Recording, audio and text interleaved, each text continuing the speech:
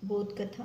एक मूर्तिकार अपने पुत्र को मूर्ति बनाने की कला में दक्ष करना चाहता था। उसका पुत्र भी लगभग A1 मेहनत से कुछ समय बाद बेहद खूबसूरत मूर्तियां बनाने लगा।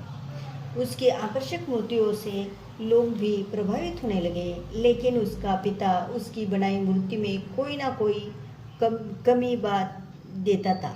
उसने और कठिन अभ्यास से मूर्ति बनाना जारी रखा ताकि अपने पिता की प्रशंसा पा सके। शीघ्र ही उसकी कला में और निखार आया। फिर भी उसके पिता ने किसी भी मूर्ति के बारे में प्रशंसा नहीं की। निराश युवक ने एक दिन अपनी बनाई एक आकर्षक मूर्ति अपने एक कलाकार मित्र द्वारा अपने पिता के पास भिजवाई और अपने पिता की प्रतिक्रिया जानने के लिए वह स्वयं ओट के पीछे छिप गया। पिता ने उस मूर्ति को देखकर कला की भरपूर प्रशंसा की और बनाने वाले मूर्तिकार को महान कलाकार भी घोषित किया।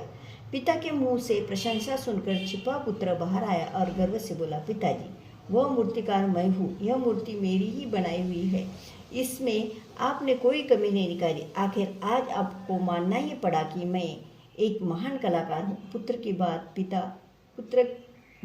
बात पर पिता बोला, बेटा, एक बात हमेशा याद रखना कि अभिमानी व्यक्ति की प्रगति के सारे दरवाजे बंद कर देता है। आज तक मैंने तुम्हारी प्रशंसा नहीं की, इसी से तुम अपनी कला में निखार लाते रहे।